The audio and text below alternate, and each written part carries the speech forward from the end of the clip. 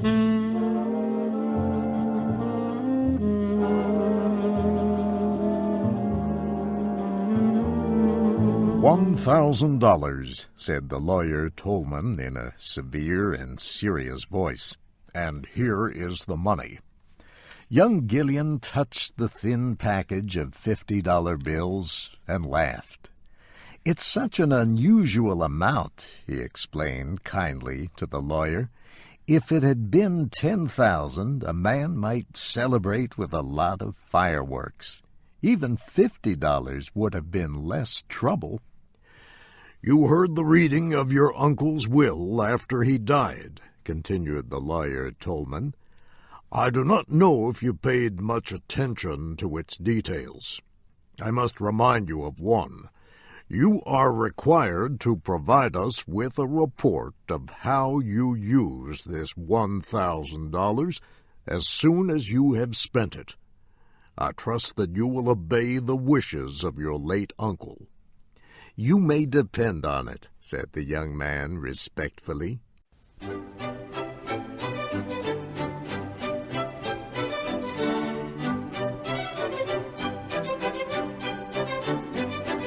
Gillian went to his club.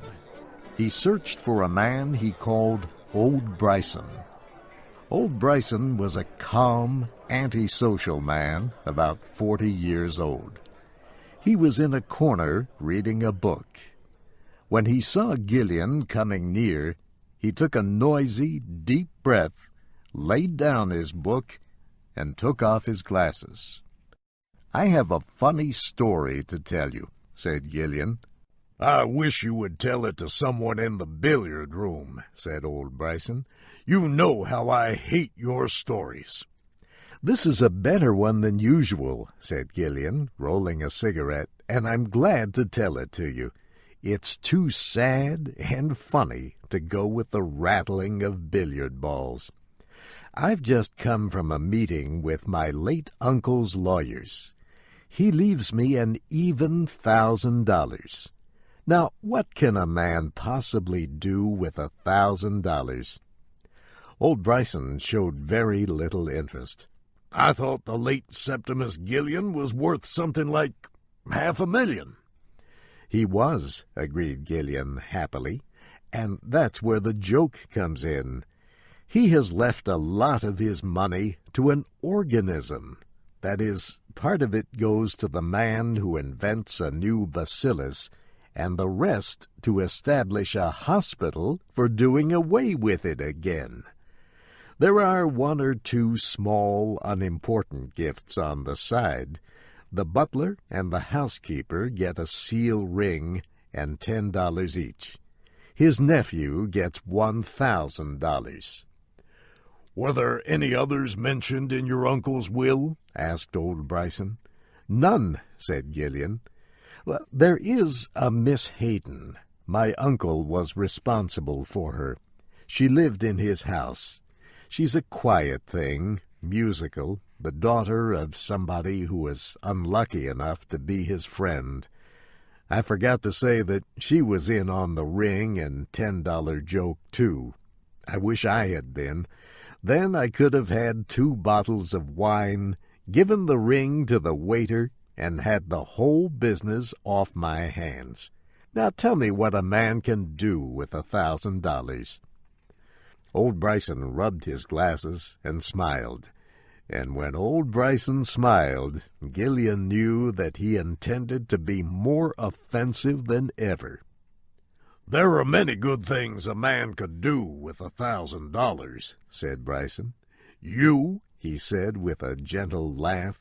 "Why, Bobby Gillian, there's only one reasonable thing you could do. You can go and buy Miss Lotta Lauriere a diamond necklace with the money, and then take yourself off to Idaho and inflict your presence upon a ranch. I advise a sheep ranch, as I have a particular dislike for sheep." "Thanks," said Gillian, as he rose from his chair. "I knew I could depend on you, old Bryson. You've hit on the very idea.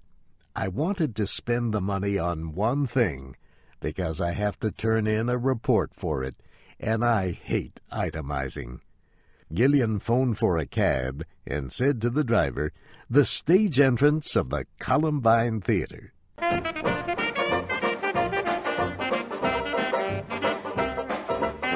The theater was crowded. Miss Lotta Laurier was preparing for her performance when her assistant spoke the name of Mr. Gillian. "Let it in," said Miss Laurier. "Now, what is it, Bobby? I'm going on stage in 2 minutes." "It won't take 2 minutes for me. What do you say to a little thing in the jewelry line? I can spend $1,000. "Say, Bobby," said Miss Laurier, "did you see that necklace Della Stacy had on the other night? It cost $2,200 at Tiffany's." Miss Laurier was called to the stage for her performance.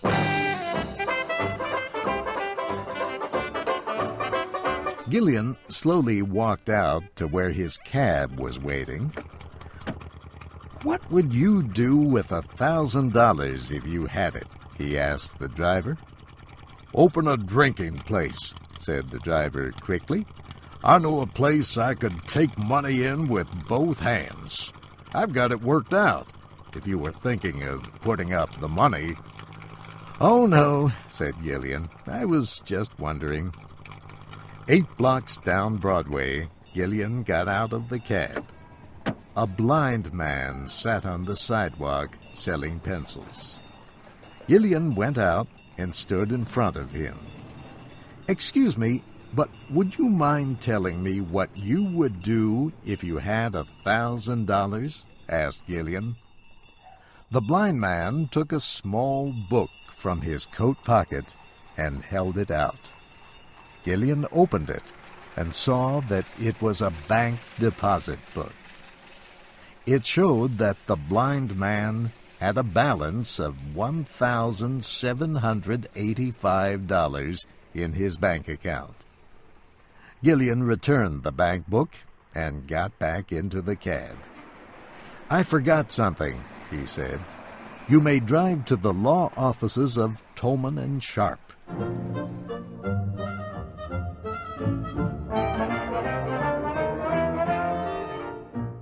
Lawyer Tolman looked at Gillian in a hostile and questioning way.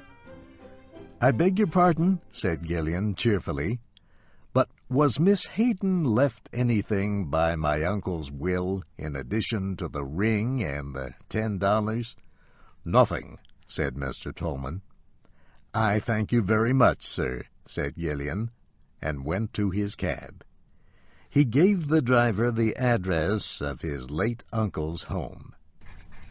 Miss Hayden was writing letters in the library. The small, thin woman wore black clothes, but you would have noticed her eyes. Gillian entered the room as if the world were unimportant. "I have just come from old Tolman's," he explained. "They have been going over the papers down there. They found Gillian searched his memory for a legal term.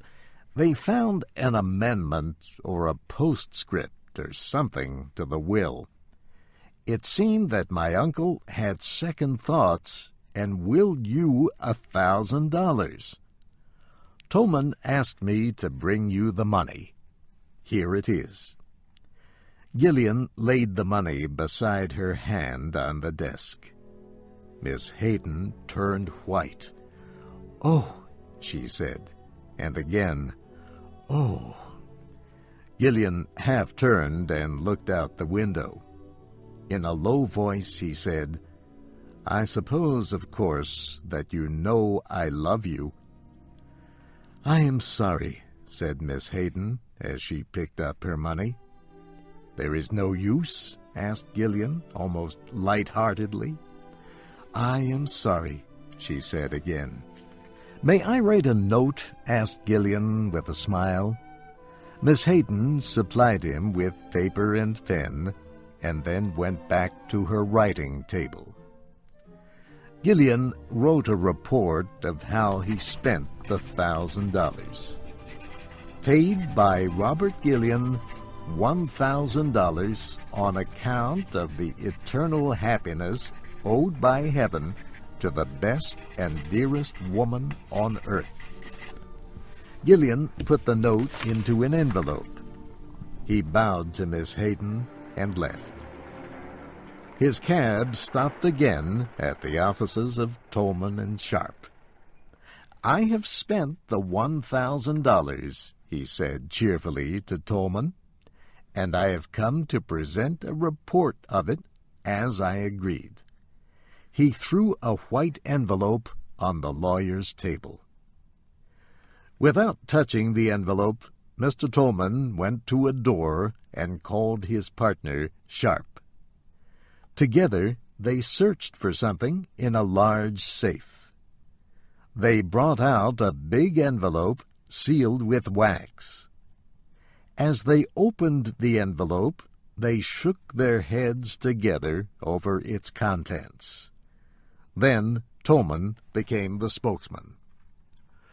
"Mr. Gillian," he said, "there was an addition to your uncle's will.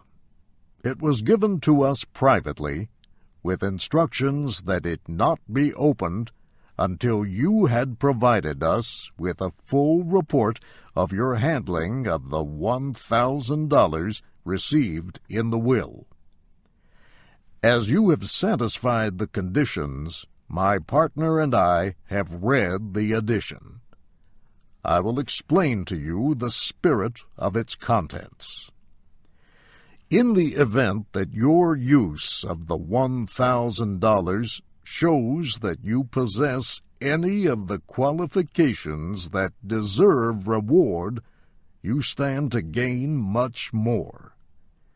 If your disposal of the money in question has been sensible, wise, or unselfish, it is in our power to give you bonds to the value of $50,000. But if you have used this money in a wasteful, foolish way, as you have in the past, the $50,000 is to be paid to Miriam Hayden, ward of the late Mr. Gillian, without delay. Now, Mr. Gillian, Mr. Sharp and I will examine your report of the $1,000. Mr. Tolman reached for the envelope. Gillian was a little quicker in taking it up. He calmly tore the report and its cover into pieces and dropped them into his pocket. "It's all right," he said smilingly. "There isn't a bit of need to bother you with this. I don't suppose you would understand these itemized bets anyway. I lost the $1,000 on the races. Good day to you, gentlemen." Tolman and Sharp shook their heads mournfully at each other when Gillian left. They heard him whistling happily in the hallway as he waited for the elevator.